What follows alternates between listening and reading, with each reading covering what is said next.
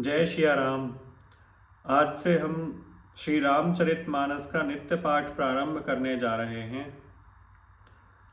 मंगल भवन अमंगल हारी, द्रबहु सुदशरथ अजिर बिहारी। राम सिया राम जय जय राम। राम सिया राम जय जय राम। जो सुमिरत सिद्धि होई गणनायक करिबर बदन, करौ अनुग्रह सोई बुद्धि दास शुभ गुण सदन। जिन्हें स्मरण करने से सब कार्य सिद्धि होते हैं, जो गुणों के स्वामी और सुंदर हाथी के मुख वाले हैं, वे ही बुद्धि के राशि और शुभ गुणों के धाम श्री गणेश जी मुझ पर कृपा करें। मूक होई बाचाल पंगु चढ़ई गिरिबर गहन, जासु कृपा सो दयाल द्रवऊ सकल कलेमल दहन। जिनकी कृपा से गूंगा बहुत सुंदर बोलने वाला हो जाता है और लंगड़ा लूला दुर्गम पहाड़ पर चढ़ जाता है, वे कलयुग के सब पापों को जला डालने वाले दयालु भगवान मुझ पर द्रवित हों। नील सरोरुह श्याम तरुण अरुण बारिज नयन, करौ सो मम उर धाम सदा क्षीर सागर शयन। जो नील कमल के समान श्याम वर्ण हैं, पूर्ण खिले हुए लाल कमल के समान जिनके नेत्र हैं, और जो सदा क्षीर सागर में शयन करते हैं, वे भगवान नारायण मेरे हृदय में निवास करें। कुंद इंदु समदेह उमा रमन करुणा अयन, जाहि दीन पर नेह करौ कृपा मर्दन मयन। जिनका कुंद के पुष्प और चंद्रमा के समान गौर शरीर है, जो पार्वती जी के प्रियतम और दया के धाम हैं, और जिनका दीनों पर स्नेह है, वे कामदेव का मर्दन करने वाले भगवान शंकर जी मुझ पर कृपा करें। बंदौ गुरुपद कंज कृपा सिंधु नर रूप हरि, महामोह तुम पुंज जासु बचन रवि कर निकर। मैं उन गुरु महाराज के चरण कमल की वंदना करता हूँ, जो कृपा के समुद्र और नर रूप में श्री हरि ही हैं, और जिनके वचन महामोह रूपी घने अंधकार के नाश करने के लिए सूर्य किरणों के समूह हैं। बंदौ गुरुपद पदुम परागा, सुरुचि सुबास सरस अनुरागा। अमीय मूरिमय चूरन चारु, समन सकल भवरज परिवारु। मैं गुरु महाराज के चरण कमलों की रज की वंदना करता हूँ, जो सुरुचि सुंदर स्वाद सुगंध तथा अनुराग रूपी रस से पूर्ण है। वह अमर मूल संजीवनी जड़ी का सुंदर चूर्ण है, जो संपूर्ण भव रोगों के परिवार को नाश करने वाला है। सुकृति संभुतन विमल विभूति, मंजुल मंगल मोद प्रसूति। जन मन मंजु मुकर मल हरनी, किए तिलक गुण गण बस करनी। वह रज सुकृति पुण्यवान पुरुष रूपी शिव जी के शरीर पर सुशोभित निर्मल विभूति हैं, और सुंदर कल्याण और आनंद की जननी हैं। भक्त के मनरूपी सुंदर दर्पण के मैल को दूर करने वाली, और तिलक करने से गुणों के समूह को वश में करने वाली हैं। श्री गुरुपद नख मन गण ज्योति, सुमिरन दिव्य दृष्टि ही होती। दलन मोह तम सोस प्रकाशु, बड़े भाग उर आवई जासु। श्री गुरु महाराज के चरण नखों की ज्योति मनियों के प्रकाश के समान है, जिसके स्मरण करते ही हृदय में दिव्य दृष्टि उत्पन्न हो जाती है। वह प्रकाश अज्ञान रूपी अंधकार नाश करने वाला है। वह जिसके हृदय में आ जाता है, इसके बड़े भाग्य हैं। उगरहि विमल बिलोचन ही के, मिटहि दोष दुख भवरजनी के। सूजहि राम चरित मन मानिक, गुपुत प्रकट जह जो जहि खानिक। उसमें हृदय आते ही हृदय के निर्मल नेत्र खुल जाते हैं, और संसार रूपी रात्रि के दोष दुख मिट जाते हैं। एवं श्री राम चरित्र रूपी मणि और मानिक के गुप्त और प्रकट जहाँ जो जिसमें खान में हैं, सब दिखाई पड़ने लगते हैं। जथा सुअंजन अंज दृग साधक सिद्ध सुजान, कौतुक देख शैल बन भूतल भूरि निधान। सियावर रामचंद्र की जय। जैसे सिद्धांत जन को नेत्रों में लगाकर साधक सिद्ध और सुजान पर्वतों, वनों और पृथ्वी के अंदर कौतुक से ही बहुत सी खाने देखते हैं। गुरुपद रज मधु मंजुल अंजन, नयन अमीय दृग दोष विभंजन। तेह कर विमल विवेक विलोचन, बरनौ राम चरित भव मोचन। श्री गुरु महाराज के चरणों की रज कोमल और सुंदर नयनामृत अंजन है, जो नेत्रों के दोषों का नाश करने वाला है, और उस अंजन से विवेक रूपी नेत्रों को निर्मल करके मैं संसार रूपी बंधन से छुड़ाने वाले श्री रामचरित्र का वर्णन करता हूँ। बंदौ प्रथम महीसुर चरना, मोह जनित संशय सब हरना। सुजन समाज सकल गुण खानी, करुण प्रणाम सप्रेम सुबानी। पहले पृथ्वी के देवता ब्राह्मणों के चरणों की वंदना करता हूँ, जो अज्ञान से उत्पन्न सब संदेहों को हरने वाले हैं।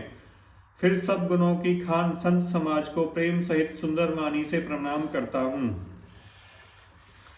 साधु चरित शुभ चरित कपासु, निरस बिसद गुणमय फल जासु। जो सहि दुख परिछद्र दुरावा, बंदनीय जहि जग जस पावा। संतों का चरित्र कपास के चरित्र के समान शुभ है, जिसका फल नीरस, विषाद और गुणमय होता है। कपास की डोडी नीरस होती है। संत चरित्र में भी विषयासक्ति नहीं है, इसमें वह भी नीरस है। कपास उज्जवल होता है। संत का हृदय भी अज्ञान और पाप रूपी अंधकारों से रहित होता है, इसलिए वह विशद है। और कपास में तंतु होते हैं। इसी प्रकार संत का चित्र भी सद्गुणों से भंडार होता है, इसलिए वह गुणमय है।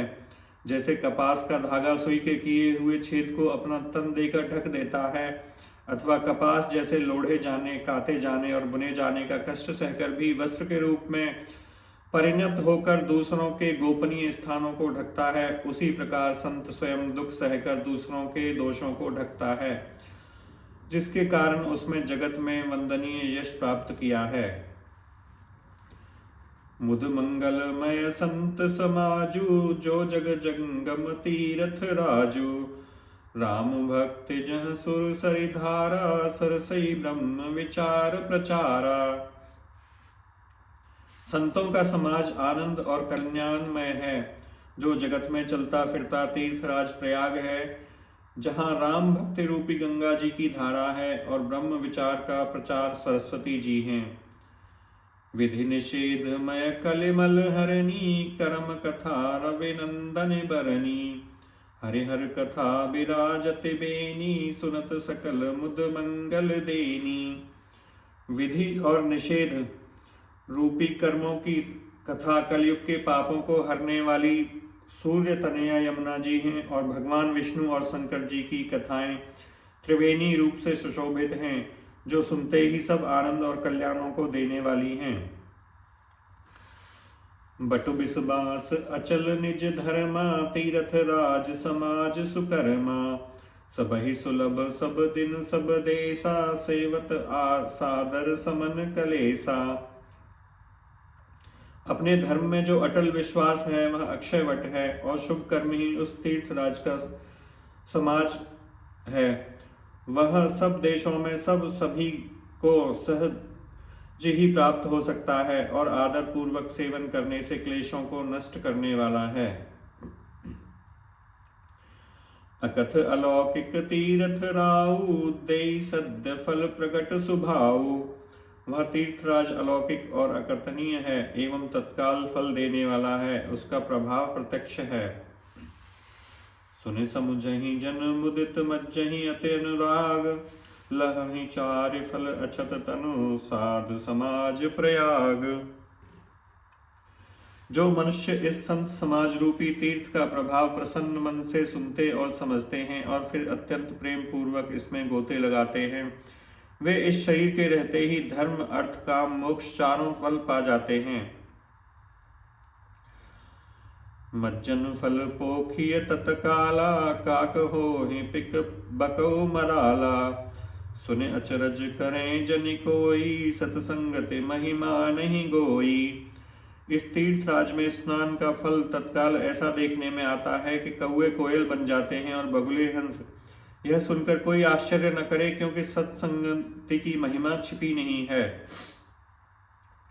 बाल्मीक नारद घट जोनी, निज निज मुखन कही निज होनी। जलचर थलचर नभचर नाना, जे जड़ चेतन जीव जहाना। वाल्मीकि जी, नारद जी और अगस्त्य जी ने अपने अपने मुखों से अपनी होनी कही है। जल में रहने वाले, जमीन पर चलने वाले और आकाश में विचरने वाले नाना प्रकार के जड़ चेतन जितने जीव इस जगत में हैं।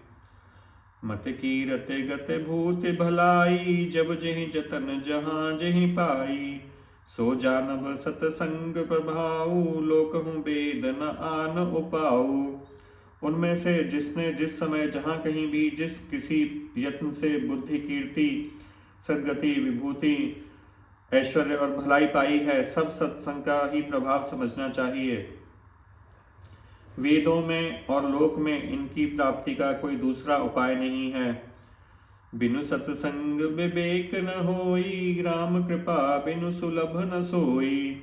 सतसंगत मुद मंगल मूला, सोई फल सिद्धि सब साधन फूला। सत्संग के बिना विवेक नहीं होता है, और श्री राम जी की कृपा के बिना वह सत्संग सहज में मिलता नहीं है। सत्संगति आनंद और कल्याण की जड़ है। सत्संग की सिद्धि ही फल है, और सब साधन तो फूल हैं। सठ सुधरहि सतसंगति पाई, पारस परस कुधात सुहाई। विधि बस सुजन कुसंगत परहि, फनि मनि समस निज गुण अनुसरहि। दुष्ट भी सत्संगति पाकर सुधर जाते हैं।